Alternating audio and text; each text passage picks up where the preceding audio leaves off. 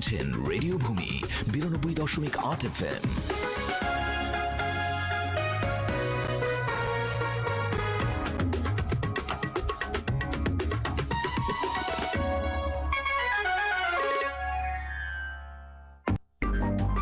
করোনায় করণীয়।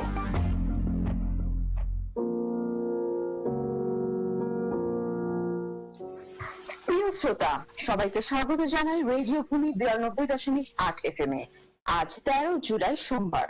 ঘড়িতে সময় রাত ১০টা বেজে ৩০ মিনিট। করোনাকালীন এই সময় বিশেষজ্ঞ চিকিৎসকদের মতামত বিষয়ক প্রতিদিনের বিশেষ আয়োজন রেডিও ভূমি ও হিউম্যানিক বাংলাদেশের যৌথ প্রযোজনায় করোনায় করণীয় নিয়ে আপনাদের সাথে আছি আমি খাদিজা হোসেন সাবিহা। আজ আমাদের সাথে যুক্ত আছেন ডক্টর রতীন্দ্রনাথ মণ্ডল, মেডিসিন বিশেষজ্ঞ, প্রতিষ্ঠাতা ডাক্তারখানা। প্রিয় শ্রোতা, আপনার প্রশ্ন কিংবা মতামত নিয়ে আমাদের সাথে যুক্ত হতে পারেন আমাদের অনলাইন লাইভে।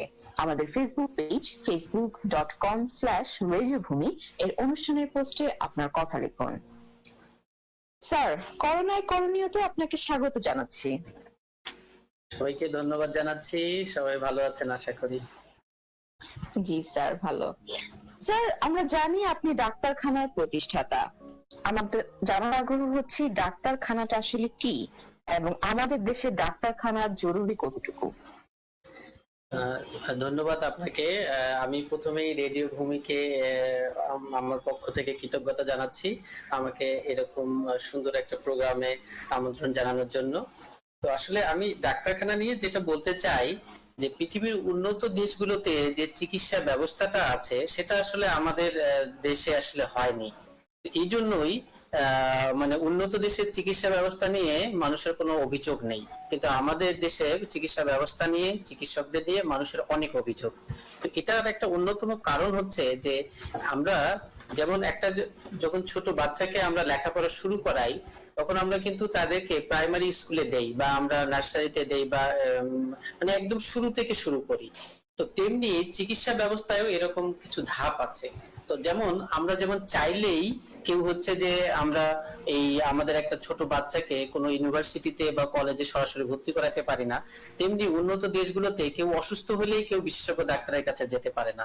ওখানে শুরুতেই জেনারেল ফিজিশিয়ানকে দেখাইতে হয় এবং এটা খুব সুন্দর একটা সিস্টেম আছে যে প্রতিটি এলাকার জন্য একটা করে জেনারেল ফিজিশিয়ান সেন্টার আছে এবং ওই সেন্টারের আওতাধীন প্রায় ২০,০০০-এর মতো মানুষ থাকে। সেই ২০,০০০ মানুষ ওই সেন্টারে চিকিৎসা নিতে বাধ্য এবং ওই সেন্টারের চিকিৎসা যখন ওই রোগী ভালো হবে না বা ওই সেন্টারের চিকিৎসক বলবেন যে তার একটা জটিল রোগ হয়েছে, তখন হচ্ছে যে বিশেষজ্ঞ ডাক্তারের কাছে রেফার করা হবে, তখন উনি বিশেষজ্ঞ ডাক্তারকে দেখাতে পারবেন। এবং এটা হওয়ার কারণে যেটা হয়, সকল মানুষ অসুস্থ হলে সেই জেনারেল ফিজিশিয়ান সেন্টারে যান, সেখানেই দেখা যায় শতকরা ৮০ ভাগ মানুষ সুস্থ হয়ে যায়, মাত্র ২০ ভাগ মানুষ বিশেষজ্ঞ চিকিৎসকের কাছে যান অথবা হসপিটালে যান এবং তারা ওখানে আমাদের দেশের মতো এত বেশি রোগী থাকে না, খুব অল্প রোগী যেহেতু থাকে সেহেতু বিশেষজ্ঞ ডাক্তাররা অনেক সময় নিয়ে অনেক যত্ন করে দেখে, যার কারণে ওই দেশের চিকিৎসা ব্যবস্থা নিয়ে কারো কোনো অভিযোগ থাকে না। তো আসলে আমাদের ডাক্তারখানাটা হচ্ছে একই রকম যে এরকম একটা জেনারেল ফিজিশিয়ান সেন্টার। আমরা জেনারেল ফিজিশিয়ান সেন্টারটার আমাদের দেশীয় নাম দিয়েছি ডাক্তারখানা এবং এটা আমরা ২০১৯ সালের ১৪ই ফেব্রুয়ারি আমাদের প্রথম শাখা আমাদের প্রতিষ্ঠিত হয় এবং এখন পর্যন্ত আমাদের সারা বাংলাদেশে ৭৪টি শাখা আছে এবং ধীরে ধীরে এই শাখাগুলো আরো বাড়ছে। আমরা আমাদের টার্গেট যে আমাদের দেশের প্রতি ২০,০০০ মানুষের জন্য যদি আমরা একটা করে ডাক্তারখানা করতে পারি তাহলে সকল মানুষ এই ডাক্তারখানায় চিকিৎসা নেবে, মাত্র ২০ ভাগ মানুষ বিশেষজ্ঞ ডাক্তারের কাছে চিকিৎসা নেবে, তাহলে বিশেষজ্ঞ ডাক্তার অনেক সময় নিয়ে যত্ন করে হচ্ছে যে সেই ২০% মানুষকে দেখবে, যার কারণে মানুষের কোনো হচ্ছে যে অভিযোগ থাকবে না, জটিল রোগীগুলো পর্যাপ্ত সময় এবং পর্যাপ্ত যত্ন নিয়ে চিকিৎসা পাবে। ধন্যবাদ স্যার। স্যার, আমরা জানি আমরা বর্তমানে করোনা প্যান্ডেমিকের সাথে লড়াই করছি। এই করোনার লক্ষণ নিয়ে বারবারই বেশ কিছু পরিবর্তন এসেছে। বর্তমানে সর্বশ্রেষ্ঠ তথ্য কি? বর্তমান সময় করোনার লক্ষণগুলো কি কি? আসলে করোনা আমরা সবাই জানি যে এটা একটা ভাইরাস এবং এই যে কোনো ভাইরাস দিয়ে যদি আমাদের শরীরে যদি আক্রমণ হয় তাহলে আমাদের হচ্ছে যে কিছু লক্ষণ দেখা দেয়। এগুলো আসলে যে কোনো ভাইরাস দিয়ে মানে যদি ইনফেকশন হয় একই রকম। যেমন যে জিনিসটা হয় যে প্রথমে সারা শরীরে ব্যথা হয়, এটা আমরা দেখি যে আমাদের ভাইরাস জ্বর আমাদের সবার হয়, তো আমরা দেখি যে এরকম সারা শরীরে প্রচন্ড ব্যথা হয়, শরীর প্রচন্ড দুর্বল লাগে, শরীর ম্যাজম্যাজ করে, আমরা আমাদের গ্রামের ভাষায় বলি ম্যাজম্যাজ করা, মানে আমরা যদি বাংলায় মানে এটাকে বুঝিয়ে বলি যে মানে সারা শরীরে কেউ মারার পরে যে ধরনের একটা অনুভূতি হয় সেই ধরনের একটা অবস্থা আসলে হয়। তো এটা আসলে এই যে দুটোকে বললাম, আমরা বলি একটা বডি এক, একটাকে বলি ম্যালিজ, আর হচ্ছে যে রোগীর সর্দি হয়, নাক দিয়ে পানি পড়ে। তো এই জিনিসগুলো যে কোনো ভাইরাসের ইনফেকশনে এটা হয় এবং করোনার ক্ষেত্রে এরকম হয়। কিন্তু করোনা হলে আর দুটো জিনিস আসলে খুবই স্পেসিফিক করোনার জন্য, যেটা আমাদের সাধারণ ভাইরাস ইনফেকশন গুলোতে আমরা সেগুলো পাই না। সেটা হচ্ছে যে মানে কোনো স্বাদ না পাওয়া। যেমন আমরা যদি এখন তরকারি খাই তাহলে এটা ঝাল লাগবে, বা এটা লবণ দিলে লবণ লাগবে, বা হচ্ছে যে আমরা যদি কোনো মিষ্টি খাই মিষ্টির অনুভূতিটা হবে। কিন্তু করোনা ইনফেকশনে দেখা যায় যে প্রায় 65% রোগীর, করোনা যারা আক্রান্ত হয়েছেন তাদের 65% রোগীরই দেখা যায় তাদের মুখে কোনো স্বাদ পায় না, তারা লবণ তারা মিষ্টি এটা আলাদা করতে পারেন না, তারা নাকে কোনো গন্ধ পান না, কোনো গন্ধই হচ্ছে তারা বুঝতে পারেন না। এবং এটা আমি অনেক মজা করে কয়েকদিন আগে আমার ফেসবুকে লিখেছিলাম যে র্যাপিড শুটকি টেস্ট, যে আপনার যেমন শুটকির গন্ধ এটা এত তীব্র গন্ধ, এটা যে আমরা সবাই পাই, কিন্তু আমি বলছি যে কারো যদি এরকম যদি জ্বর হয়, কারো যদি এরকম দেখা যায় সর্দি হয়, সে যদি শুটকি নিয়ে দেখে যে কোনো গন্ধ পাচ্ছে না, তাহলে ধরে নিতে হবে তার করোনা আছে। তো এছাড়াও যখন করোনা তীব্র আকার ধারণ করে, মানে যেটা খুব কম সংখ্যক রোগীর হয়, 10 থেকে 15% রোগীর হয়, তাদের ক্ষেত্রে এদের সাথে বুকে ব্যথা, শ্বাসকষ্ট, তারপরে শরীরের বিভিন্ন জায়গায় রক্ত জমাট বাঁধা বা কালো কালো ছোপ ছোপ দাগ হতে পারে। কিন্তু বেশিরভাগ রোগীর মানে 80% রোগীর এরকম জ্বর, গায়ে ব্যথা, শরীর ম্যাজম্যাজ করা, সর্দি, গলা ব্যথা, এই কোনো গন্ধ না পাওয়া, স্বাদ না পাওয়া, এই লক্ষণগুলোই হয়ে থাকে। ধন্যবাদ স্যার। স্যার, করোনার লক্ষণ দেখা দিলে সর্বপ্রথম কি করা জরুরি? আসলে আমাদের দেশে বর্তমানে যেরকম চলছে তাতে আসলে আমাদের দেশে অনেক বেশি আকারে কমিউনিটি ট্রান্সমিশন হচ্ছে, যার কারণে অনেক বেশি লোক আক্রান্ত হচ্ছে। আমরা যদি আজকের আমরা তথ্য দেখি যে আক্রান্তের হার প্রায় 24.something%, মানে 100 জনের মধ্যে প্রায় 25 জন হচ্ছে যে আক্রান্ত হচ্ছে। তো এখন আমাদের এই যে করোনার সংক্রমণ বাড়ছে, কিন্তু অন্যদিকে টেস্ট যে স্কোপ বা সেটা অনেক কমে যাচ্ছে। আগে দেখা যেত যে 17,000 টেস্ট হয়েছে, এখন প্রায় 11,000, 12,000, 13,000 এরকম টেস্ট হচ্ছে। তো এখন আমি যে পরামর্শটা দেব, যে আমি যে লক্ষণগুলো বললাম, কেউ যদি মনে করেন যে তার করোনার সংক্রমণ হয়েছে, বিশেষ করে যদি স্বাদ গন্ধ না পায়, তিনি মনে করবেন তার করোনা সংক্রমণ হয়েছে, তিনি প্রথম যে কাজটা করবেন, যে যার করোনা হবে তার প্রথম দায়িত্ব হচ্ছে যে তার পরিবারের অন্যান্য সদস্যদেরকে করোনা যেন তিনি না ছড়ান, এইটা হচ্ছে তার প্রথম দায়িত্ব। নিজেকে তো নিয়ে সে ভাববেই, কিন্তু তার সবার আগে ভাবা উচিত যে সে তার সন্তান, সে তার বাবা মা, পরিবার অন্য সদস্যদেরকে নিরাপদ রাখবে। এই জন্য উনি একটু আইসোলেশনে থাকবেন। আইসোলেশন বলতে আমরা বুঝাচ্ছি যে উনি নিজের বাসার একটা রুমে আলাদা থাকবেন, এবং ওই রুমে অন্য কেউ আসবে না। তার যে খাওয়া দাওয়া, তার গোসল, সে ওই রুমে যদি অ্যাটাচ বাথরুম থাকে সেটা সবচেয়ে ভালো হয়, এবং উনি যে বাথরুমটা ইউজ করবেন সেটাতে অন্য কেউ যাবে না, এবং তার খাওয়া দাওয়া সব তাকে দরজার বাইরে দিয়ে যাবে, উনি নিয়ে এসে খাবেন, নিজের প্লেট সবকিছু সে হচ্ছে নিজে পরিষ্কার করে আর বাইরে রাখবেন, সেখানে তাকে খাবার দেওয়া হবে। মানে আমি যেটা আবারও বলছি জোর দিয়ে, যে এই করোনা হলে প্রথম এবং প্রধান দায়িত্ব যে অন্যদেরকে যেন সংক্রমণ না করেন সেটা। দ্বিতীয়ত বিষয় হচ্ছে যে উনি নিজেকে নিয়ে ভাববেন, কারণ তার সকল দায়িত্ব তার। এটা কিরকম, যে সে প্রথম, এখন আমি যেটা সবাইকে যেটা মানে সাজেশন দিচ্ছি, যে উনি টেলিমেডিসিনে একজন ডাক্তারের সাথে সংযুক্ত থাকবেন। উনি এখন অনেকগুলো টেলিমেডিসিন কোম্পানি হচ্ছে যে মানে টেলিমেডিসিন দিচ্ছেন, এছাড়া আমাদের সরকারিভাবে অনেকগুলো টেলিমেডিসিন হটলাইন নাম্বার আছে, তার সাথে যুক্ত হয়ে তিনি তার কোনো ওষুধ খাওয়া লাগবে কিনা, কখন তাকে হাসপাতালে যেতে হবে, তাকে বাসায় কি কি মনিটর করতে হবে, এই জিনিসগুলো তাকে হচ্ছে যে এই টেলিমেডিসিনে তাকে বলা হবে। তো আমি যে জিনিসটা আসলে বলবো, যে আপনারা যারা এরকম করোনার লক্ষণ হবে, তারা কিন্তু সাথে সাথেই এই যে আমরা অনলাইন বা ফেসবুকে আমরা একটা ওষুধের লিস্ট পাই, ডক্সিসাইক্লিন, তারপরে আইভারমেকটিন, তারপরে হাইড্রক্সিক্লোরোকুইন, অ্যাজিথ্রোমাইসিন। তো এই লিস্টের ওষুধটা আসলে খাওয়ার দরকার নাই, মানে এটা খেলে এগুলোতে অ্যান্টিবায়োটিক আছে, এগুলো আসলে কোনো কার্যকারিতা নাই, এগুলো এখনো গবেষণা চলছে। তো আপনি একজন টেলিমেডিসিনে ডাক্তারের সাথে যুক্ত হয়ে আপনি হচ্ছে যে তাকে আপনার সমস্যাগুলো বলবেন, উনি আপনাকে হয়তো কোনো একটা মেডিসিন সাজেস্ট করবে।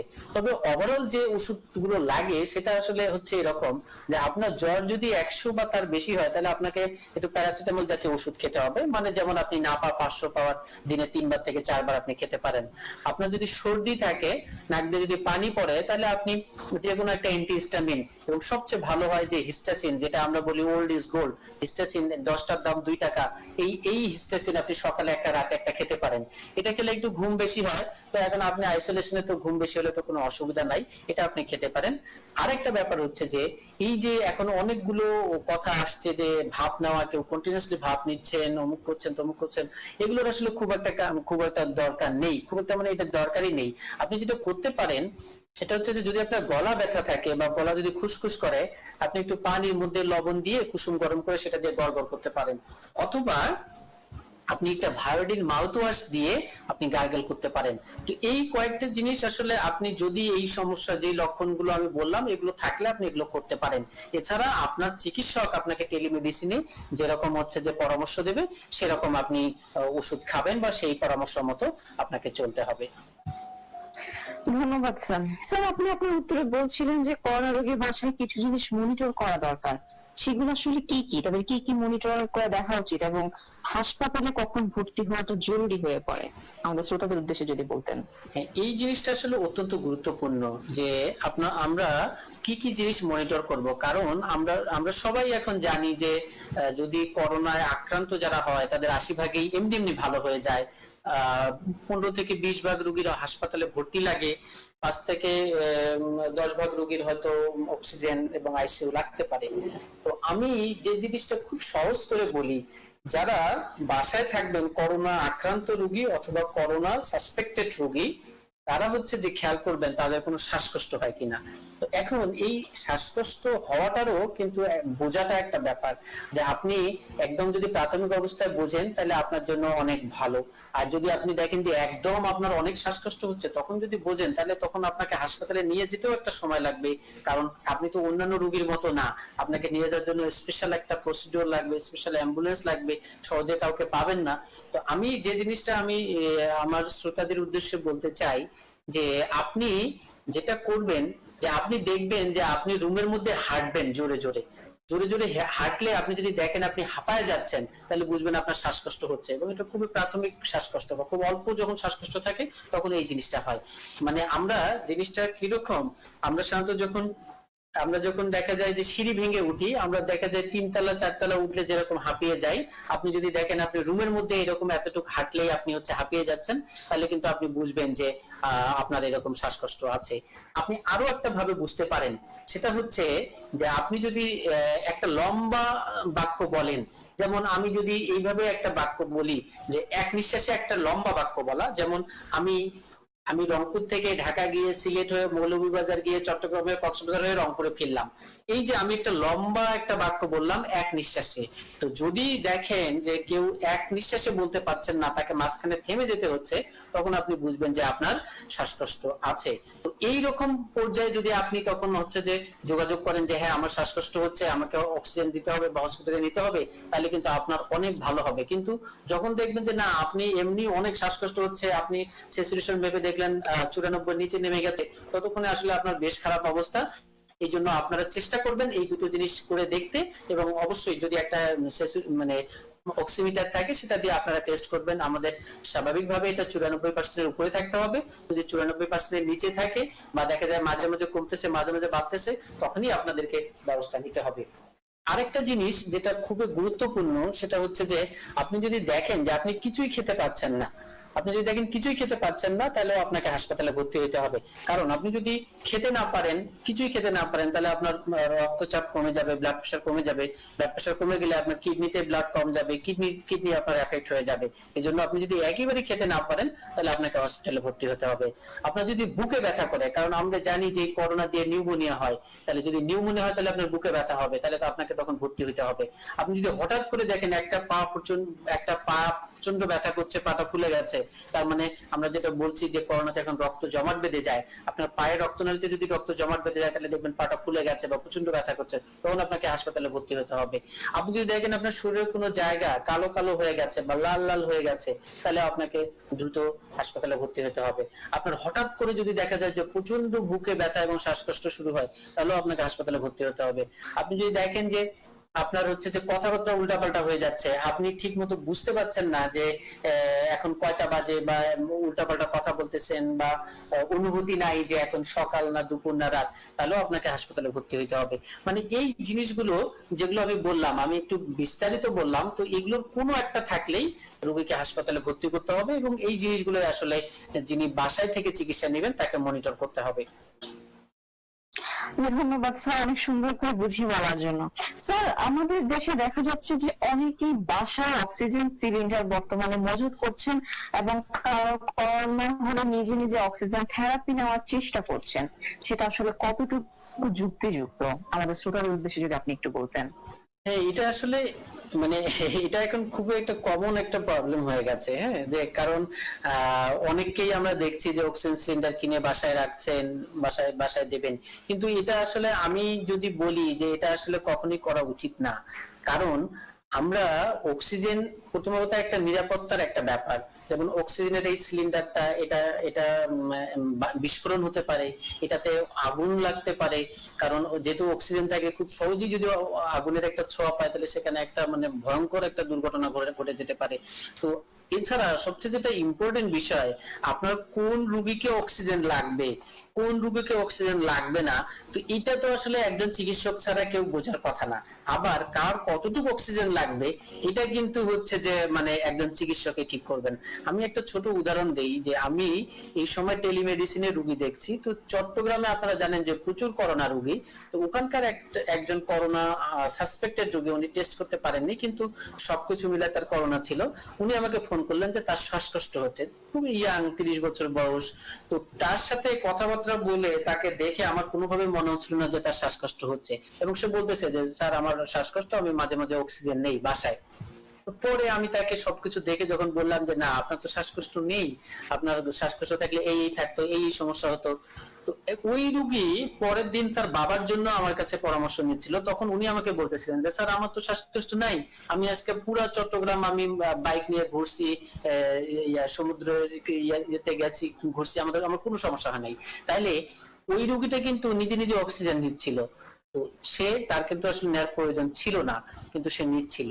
তো এখন এই জিনিসগুলো আসলে চিকিৎসকদের পরামর্শ ছাড়া যদি আমরা নেই, তাহলে অনেক ভুল হবে এবং অনেকে দুর্ঘটনার শিকারও হতে পারেন। এজন্য আমরা আসলে কোনোভাবেই এটাকে বাসায় নেওয়া আমরা মানে পরামর্শ আমরা দিব না, বা যারা যারা বাসায় নিচ্ছেন তারা আমি মনে করি তাদের নেওয়া ঠিক হবে না। ধন্যবাদ স্যার। স্যার, করোনার সময় কেউ বাইরে বের হলে তাদের কি করণীয়? এটা এখন আসলে খুবই একটা মানে সময়োপযোগী প্রশ্ন, কারণ আমাদের দেশে করোনা আসলে কবে নির্মূল হবে, করোনা কবে আমরা মানে ইয়ে করতে পারবো, সেটা আসলে এখন খুব সহজে সেটা মনে হচ্ছে না। তো এখন আমরা যারা চিকিৎসক আছি, আমরা আসলে যেটা করি, আমরা সাধারণত আমরা ঠিক করে রাখছি যে আমরা বাইরে যারা যাব তারা এই ড্রেসটা পরে যাব, এবং বাইরে থেকে ফিরে আমরা এই ড্রেসটা আমরা একদম ডিটারজেন্ট পানিতে রেখে দিব, আধা ঘন্টা পর আমরা এটা ধুয়ে ফেলবো। তো প্রথম কথা, আপনার বাইরে যাওয়ার কাপড় নির্দিষ্ট করতে হবে। দ্বিতীয়ত হচ্ছে যে আপনি বাইরে যখন যাবেন তখন অবশ্যই আপনাকে একটা মাস্ক পরতে হবে। তৃতীয়ত, আপনি দেখবেন যে অনেক কম দামে এখন কিছু গ্লাভস পাওয়া যায়, আপনি সেই গ্লাভস গুলো পরতে পারেন। তৃতীয়ত হচ্ছে যে আপনি পকেটে একটা হ্যান্ড স্যানিটাইজার অথবা একটা হচ্ছে যে আপনি হ্যাক্সিসলের একটা ছোট একটা আপনি বোতল রাখতে পারেন। আপনি বাইরে যখন যাবেন খুবই জরুরি হচ্ছে যে আপনি কাছাকাছি কোথাও গেলে আপনি হেঁটে যেতে পারেন, আপনি রিক্সা, অটো বা পাবলিক যে গাড়িগুলো আছে সেগুলো যতটুকু সম্ভব আপনি এড়ায় চলেন। তৃতীয়ত হচ্ছে যে আপনি যখন কাউকে টাকা দিবেন বা কোনো কিছু বিনিময় করবেন, আপনি টাকা দিলেন, কিছু কিনলেন, এটা করার পরেই আপনি যদি হেক্সিসল দিয়ে হাতটা ধুয়ে নেন তাহলে খুবই ভালো হয়। আরেকটা ব্যাপার হচ্ছে যে আপনি একজন থেকে আরেকজনের সবসময় আপনি 3 থেকে 6 ফিট দূরত্ব বজায় রাখবেন। আপনি যদি বাজারে যান বা যেখানেই যান বা যাই করেন তাদের সাথে একটা দূরত্ব কমপক্ষে 3 ফিট বা আমরা বলি সর্বোচ্চ যদি 6 ফিট মেনটেন করা যায় তাহলে সেটা আরো ভালো। যদি এই দূরত্বটা মেনটেন করতে পারেন তাহলে খুবই ভালো হবে। এছাড়াও যখন আপনি বাসায় ফিরবেন, আপনি বাসায় ফিরে সবার আগে বাইরে ঘরে ঢোকার আগেই আপনি সেই মাস্ক এবং সেই গ্লাভসটা আপনি ফেলায় দিবেন, এবং এটা ফেলায় দিবেন এমন একটা জায়গায়, একটা ঢাকনাযুক্ত যদি কোনো একটা যে পাত্র থাকে সেটাতে আপনি ফেলে দিবেন।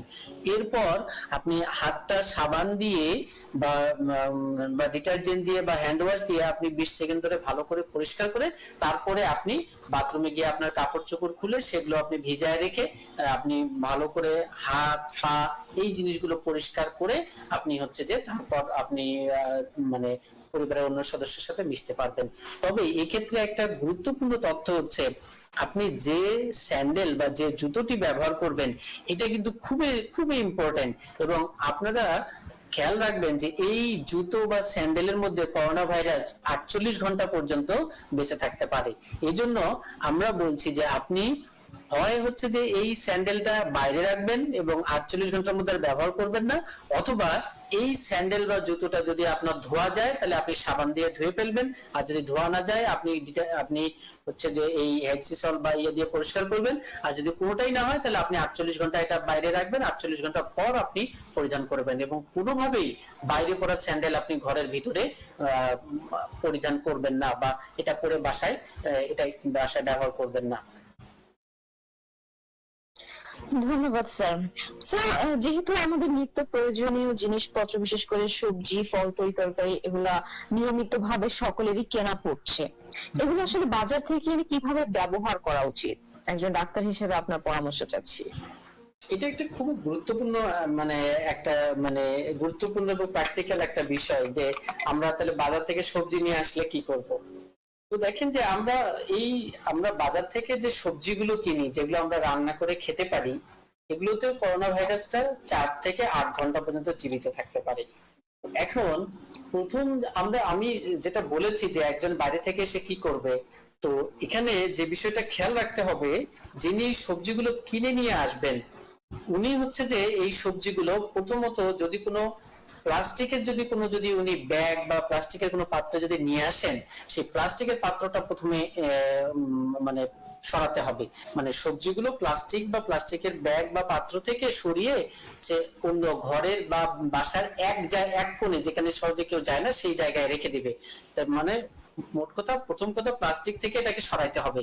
দ্বিতীয় কথা, যদি এই প্লাস্টিক গুলো এই সবজিগুলো এরপর কমপক্ষে 8 ঘন্টা পর যদি আমরা রান্না করি তাহলে হচ্ছে যে আমাদের কোনো রিস্ক থাকবে না।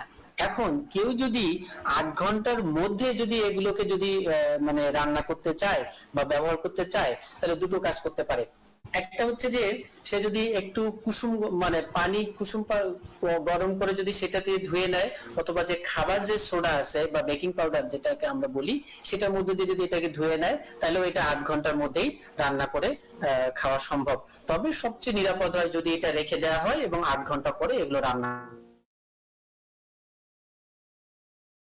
করা হয়। এবং ঠিক একই কথা আমাদের ক্ষেত্রে বলি, কেউ যদি কোনো ফল কেনে, ফলটা তো আসলে আপনি ধুয়ে খেতে গরম পানিতে দিতে পারবেন না, বা এটা তো বেকিং পাউডার দিয়ে তো আপনি হচ্ছে যে এটা ধুতে পারবেন না। এই জন্য ফলগুলো আমরা যদি কিনে নিয়ে এসে 8 ঘন্টা রেখে দিই, দিয়ে যদি তারপরে খাই তাহলে আমরা মোটামুটি একটা নিরাপদ থাকতে পারবো। এবং খুবই প্রয়োজনীয় যেটা আমি বলবো যে যেটা ওষুধপত্র, যদি আমরা ওষুধ যদি আমরা কিনি বা কোনো ইনজেকশন যদি নিয়ে আসি তাহলে কি করব। তো এখন আমরা এই ইনজেকশন বা ওষুধ কোনোটাই কিন্তু আমরা ধুইতে পারবো না। এগুলো যেটা করতে হবে সেগুলো এটা রাখতে হবে, এবং এগুলো যদি আমরা সবচেয়ে ভালো হয় যদি ওষুধগুলো যদি আমরা একদিন যদি আমরা রেখে দিতে পারি, দেখে যদি একদিন পর ব্যবহার করতে পারি তাহলে আমাদের খুবই ভালো হয়। এবং আরেকটা বিষয় হচ্ছে যে এখন আমরা যদি যে খাতাপত্র আছে, আমরা বাচ্চাদের লেখাপড়ার জন্য খাতাপত্র, তারপর আমরা হচ্ছে কলমগুলো সাধারণত প্লাস্টিকের হয়। এই প্লাস্টিক এগুলো আসলে খুবই ইম্পর্টেন্ট, কারণ প্লাস্টিকে করোনা ভাইরাস অনেকদিন মানে প্রায় 2 দিন পর্যন্ত থাকতে পারে। এই জন্য আমরা যেটা করব যে আমরা এই কলম এবং খাতাপত্র এগুলো রেখে দিব। আমরা কমপক্ষে এটা হচ্ছে যে 24 ঘন্টা পর বা 48 ঘন্টা পর যদি আমরা ব্যবহার করি সেটা আরো ভালো হয়। এবং লাস্ট যে বিষয়টা আমি বলবো যে টাকা তো খুবই ইম্পর্টেন্ট। তো এই টাকাটা আমরা কি করব, যে টাকা তো আমাদের হ্যান্ড স্যানিটাইজার দিয়েও পরিষ্কার করা যাবে না, হ্যান্ডজেল দিয়েও পরিষ্কার করা যাবে না। তো এই টাকার মধ্যেও ভাইরাসটা আসলে মিনিমাম মানে 4 ঘন্টা পর্যন্ত এটা থাকতে পারে। এজন্য আমি যেটা করি, আমি হচ্ছে যে বাসা থেকে এসেই এই টাকাটা এরকম একটা আলাদা একটা জায়গায় রেখে দেই, ড্রয়ারে রেখে দেই। যে টাকাটা রেখে দেই সেটা আমি 4 ঘন্টার মধ্যে ধরি না। হয়তো আমি এখন যেমন একবার করে বাইরে যাই, তাহলে আমি একদম পরের দিন গিয়ে ধরি, যার কারণে এটা আসলে কোনো ঝুঁকি আর থাকে না। তো এইভাবেই আসলে আমরা আমাদের নিত্য প্রয়োজনীয় জিনিসগুলো আসলে একটু দেখে শুনে, মানে মোট কথা হচ্ছে কোনো জিনিস বাইরে থেকে নিয়ে এসে সাথে সাথে আমরা ব্যবহার করব না। আমরা যদি এতটুকু মানি, এবং যদি প্লাস্টিক জাতীয় জিনিস হয় তাহলে আমরা 2 দিন পর্যন্ত, 2 দিন পরে আমরা ব্যবহার করব। যদি এই তরি তরকারি বা শাকসবজি এগুলো হয় তাহলে আমরা 8 ঘন্টা পরে যদি আমরা এগুলো ব্যবহার করি, তাহলে মোটামুটি আমরা যদি এই দুটো জিনিস মনে রাখি তাহলে আমার মনে হয় যে আমরা নিরাপদ থাকতে পারবো। ধন্যবাদ স্যার। স্যার, আমাদের দেশের মানুষের চিকিৎসকদের ব্যাপারে বেশ কিছু অভিযোগ রয়েছে। তার মধ্যে একটি অভিযোগ হচ্ছে যে আমাদের বিশেষজ্ঞ চিকিৎসকরা সময় কম দেন এবং তারা রোগ নির্ণয়ের পরীক্ষা বেশি দেন। এই অভিযোগগুলো আসলে কতটুকু সত্য? আসলে দেখেন, আসলে আমরা তো মানুষ, আল্লাহ আমাদেরকে বানাইছেন, আমরা আল্লাহর নামে অভিযোগ করি। আমাদের যে বউ সারা বছর আমাদেরকে রান্না করে খাওয়ায়, আমরা তার নামে অভিযোগ করি। তো আসলে আমরা তো অভিযোগ মানে মানুষ মাত্রই অভিযোগ করবে আর কি। তো এখন আসলে আপনি যে স্পেশাল যে দুটো বিষয় বললেন, এই দুটো আমি খুব একটা দ্বিমত করছি না। তো এখন দেখেন যে এই যে প্রথম তাদের যে অভিযোগ যে আমাদের দেশের চিকিৎসকরা সময় কম দেন, তো এটা আসলে সময় কম দেন। তো এটার জন্য দায়ী আসলে আমাদের প্রথম দায়ী হচ্ছে সিস্টেম, দ্বিতীয়ত দায়ী আমাদের চিকিৎসক, তৃতীয় দায়ী হচ্ছে রোগীরা নিজেও। যেমন এখন আপনি যদি দেখেন আমাদের বিভিন্ন আমাদের সোশ্যাল মিডিয়া বলেন, ফেসবুক টুইটার সব জায়গায় যে কেউ কোনো কিছু হলে বলে যে এখানে কি বিশেষজ্ঞ ডাক্তার কেউ আছেন, মানে সে যদি 2 দিন কাশি দেয় সে হচ্ছে যে বিশেষজ্ঞ বক্ষব্যাধি বিশেষজ্ঞকে দেখাবে। তো এইটা যদি আমরা করি তাহলে সবাই যদি বিশেষজ্ঞ ডাক্তারের কাছে যায়, তাহলে উনি যদি ওনার রোগী দেখার কথা 15 জন, উনি যদি রোগী দেখেন 50 জন, তাহলে তো উনি সময় দিতে পারবেন না। তো এইটা হচ্ছে যে আমাদের রোগীদেরকে প্রথম বুঝতে হবে যে সব ব্যাপারেই বিশেষজ্ঞ ডাক্তারের কাছে যাওয়া যাবে না। এটা হচ্ছে প্রথম কথা, যেটা আমি শুরুতেই বলেছি যে আপনি লেখাপড়া শুরু করবেন, আপনি কিন্ডারগার্টেন দিয়ে শুরু করেন। আপনি লেখাপড়ার শুরুতে কেন আপনি ভার্সিটিতে গিয়ে ভর্তি হতে চাচ্ছেন? আপনি বড় লোক হন, গরিব হন, আপনাকে কিন্ডারগার্টেন দিয়ে শুরু করতে হবে। তেমনি চিকিৎসার বেলায়ও যে আপনি চিকিৎসা শুরু করবেন, আপনি একজন জেনারেল ফিজিশিয়ান বা ফ্যামিলি ফিজিশিয়ান বা পারিবারিক ডাক্তারের কাছ থেকে চিকিৎসাটা শুরু করেন। উনি যখন রেফার করবে তখন আপনি বিশেষজ্ঞ ডাক্তারের কাছে যাবেন। দ্বিতীয়ত আমি যেটা বলছি যে আমাদের বিশেষজ্ঞ ডাক্তারদের এনাদের আসলে যেহেতু এনাদের খুব বেশি করণীয় নাই, কারণ এনারা হচ্ছে যে সিস্টেমের মধ্যে পড়ে গেছেন। সব রোগী যদি আসে আপনার চেম্বারে, যদি সব রোগী যায়, আপনি কি তারাই দিতে পারবেন? আপনি তারা দিতে পারবেন না।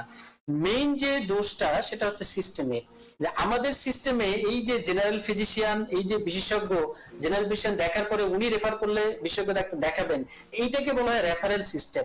তো এটা নিয়ে আমাদের দেশে কারো কোনো মাথা ব্যথা নাই। তো যার কারণেই আমাদের রোগীরা সবাই অসুস্থ হওয়া মানেই তারা জানে যে আমরা অসুস্থ মানে কার কাছে যাব? আমরা বিশেষজ্ঞ ডাক্তারের কাছে যাব। তো আপনি যদি একটা মানুষের কাছে, যিনি 15টা রোগী দেখার কথা সারা দিনে বা তার চেম্বারের টাইমে, তাকে যদি 50টা রোগী দেখতে বলা হয়, সে সব মানে কোনোদিনও সঠিকভাবে মানে একটা পর্যাপ্ত সময় দিয়ে দেখতে পারবেন না। যেহেতু পর্যাপ্ত সময় দিয়ে দেখতে পারবেন না, সেহেতু হচ্ছে যে আপনি ওনাদেরকে খুশি করতে পারবেন না। দ্বিতীয় যে বিষয়টি আপনি বলেছেন যে পরীক্ষা বেশি দেন, এখন আমি যে জিনিসটা আপনাকে বলছি যে আপনি যদি আপনি যদি বিশেষজ্ঞ ডাক্তারের কাছে যান, যেমন আমি একজন বিশেষজ্ঞ ডাক্তার, আপনি যদি আমার কাছে একদিনের কাশি নিয়ে আমার কাছে আসেন, আমি চিন্তা করবো যে আমি বিশেষজ্ঞ ডাক্তার, আমার মাথায় তো সবচেয়ে বড় বড় রোগগুলো ঘুরবে। মানে কাশি মানে কি, আমি মনে করবো তার বুকে ব্রঙ্কিয়াল কার্সিনোমা মানে ক্যান্সার হয়েছে কিনা, তার হার্ট ফেলিওর হয়েছে কিনা, তার পালমোনারি এম্বোলিজম হয়েছে কিনা, তার টিবি হয়েছে কিনা, আইএলডি হয়েছে কিনা। মানে আমি যেহেতু বিশেষজ্ঞ ডাক্তার, আমার তো মাথায় বড় বড় রোগগুলো ঘুরবে, এটা একটা বিষয়। তার মানে আমি তার বড় বড় রোগগুলোর জন্য পরীক্ষা করব। দ্বিতীয়ত বিষয় হচ্ছে যে এই রোগী যদি আমার কাছে এসে রোগ কনফার্ম হয়ে না যায়, তাহলে সে কি বলবে যে না আমি তো অমুক বিশেষজ্ঞের কাছে গেছিলাম, সে তো আমার রোগ ধরতে পারে নাই। এই জন্য আমরা যারা বিশেষজ্ঞ ডাক্তার তারা কি করি, যে রোগী আসুক না কেন আমরা ওই তার রোগ রিলেটেড সকল পরীক্ষা করাই, যার কারণে পরীক্ষাগুলো বেশি করতে হয়। এখন এই রোগীটাই যদি একজন জেনারেল ফিজিশিয়ানের কাছে যেত, জেনারেল ফিজিশিয়ান মানে তার পারিবারিক চিকিৎসক, তাহলে পারিবারিক চিকিৎসক কোনো পরীক্ষা দিতেন না। 2 দিনের কাশি ঠিক আছে, আপনি গার্গল করেন, হিস্টাসিন খান, আপনি আসেন। কেন করতো? কারণ তার তো পারিবারিক চিকিৎসক, সে 7 দিন পরে গিয়ে আবার বলবে যে না যে বাবাজি আমাকে ওষুধ দিয়েছেন, আমি তো ভালো হয় নাই, এখন কি করব। আবার দেখা যেত সে একটা ওষুধ চেঞ্জ করে দিত। এরপরে ভালো না হলে যখন দেখা যেত 2 সপ্তাহ 3 সপ্তাহ যাচ্ছে, তখন উনি বলতো যে বাবাজি আপনার পরীক্ষা করতে হবে। কিন্তু এই রোগীটাই যখন প্রথমে বিশেষজ্ঞ ডাক্তারের কাছে আসতেছে, তখন বিশেষজ্ঞ ডাক্তার তার তার লক্ষণ মতো সকল পরীক্ষা করতেছে। তো এখন আপনি যাই বলেন না কেন, আমাদেরকে একটা সিস্টেমে আসতে হবে। রোগীদের অভিযোগ অবশ্যই সঠিক। এখন আমাদের যেটা অভিযোগ বা আমার যেটা অভিযোগ, আমাদের সিস্টেমটা ওইভাবে গড়ে ওঠেনি। আমাদেরকে একটা সিস্টেম করতে হবে, যেটা আমরা ডাক্তারখানার মাধ্যমে করছি। সব রোগী জেনারেল ফিজিশিয়ানকে দিয়ে চিকিৎসা করতে হবে, জেনারেল ফিজিশিয়ান থেকে রেফার করলে বিশেষজ্ঞের কাছে যেতে হবে। তখন আপনি যেটা দেখবেন যে আমাদের রোগীদের খুব কম খরচে চিকিৎসা হচ্ছে, চিকিৎসা ব্যয় কমে যাচ্ছে, রোগীদের এই স্যাটিসফ্যাকশন লেভেল বাড়তেছে, রোগীদের চিকিৎসার জটিলতা হচ্ছে না, কোনো রোগী অভিযোগ করছে না যে এই বিশেষজ্ঞ ডাক্তার আমাকে সময় কম দিচ্ছে। এগুলো সবকিছু দূর হবে, কিন্তু আমাদেরকে একটা সিস্টেমের মধ্যে আসতে হবে। সেই সিস্টেমটাই হচ্ছে আমাদের এই রেফারেল সিস্টেম, যেটা প্রথম ধাপ হচ্ছে জেনারেল ফিজিশিয়ান বা ফ্যামিলি ফিজিশিয়ান বা পারিবারিক চিকিৎসক, এবং শেষ ধাপ হচ্ছে স্পেশালিস্ট চেম্বার, যেটা এখন আমাদের দেশের মানুষদের জন্য প্রথম ধাপ। সেটাকে আসলে আমাদের অবশ্যই পরিবর্তন করতে হবে। ধন্যবাদ স্যার। আমরা অনুষ্ঠানের একদম শেষ পর্যায়ে চলে এসেছি। আমাদের আজকের অনুষ্ঠানে সময় দেওয়ার জন্য এবং আপনার উপদেশ শোনানোর জন্য আমরা আপনার কাছে অনেক কৃতজ্ঞ। ধন্যবাদ আপনাদের। আমি দর্শকদের একটা কথাই বলবো যে আমরা বাংলাদেশের যারা চিকিৎসক তারা খুবই লিমিটেশন নিয়ে আমরা কাজ করি। খুবই অন্য দেশের চিকিৎসকরা যে পরিমাণ সুযোগ সুবিধা, যে পরিমাণ পরীক্ষা নিরীক্ষা করতে পারে, আমরা এগুলো কিছুই পারি না। আমরা আমাদের মতো চেষ্টা করে যাচ্ছি। আমাদের যে ভুল নেই তা আমি বলবো না, আমাদের ভুল যেটা আছে সেটা সিস্টেমেরই ফল। আমি সবার কাছে সহযোগিতা চাই। আপনারা ডাক্তারখানা, আপনাদের পার্শ্ববর্তী ডাক্তারখানায় চিকিৎসা নিন, একটি সমন্বিত চিকিৎসা ব্যবস্থা করতে আমাদের সহযোগিতা করুন। সবাই ভালো থাকবেন। শুভরাত্রি। ধন্যবাদ স্যার।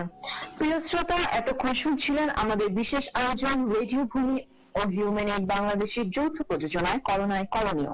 আপনাদের সাথে ছিলেন আমি খাদিজা হোসেন সাবিহা। আজ আমাদের সাথে যুক্ত ছিলেন ডক্টর রতীন্দ্রনাথ মণ্ডল, মেডিসিন বিশেষজ্ঞ, প্রতিষ্ঠাতা ডাক্তারখানা। প্রিয় শ্রোতা, আগামী দিন এই সময় আমরা আবার আপনাদের মাঝে হাজির হয়ে যাব করোনায় করণীয় নিয়ে। ততক্ষণ পর্যন্ত ভালো থাকুন, সুস্থ থাকুন আর শুনতে থাকুন রেডিও ভূমি 92.8 FM।